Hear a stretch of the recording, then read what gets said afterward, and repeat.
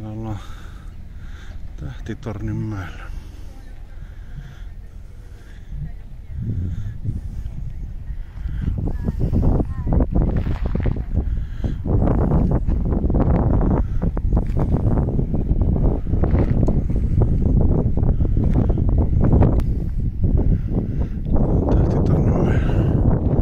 Täällä on tullut käyty joskus varmaan 37 vuotta sitten.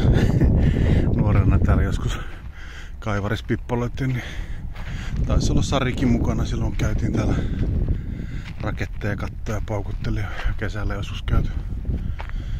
Ja näkyy Helsinkiä. Kyllähän tää Helsingissä on paljon katsottavaa ja hienoja paikkoja.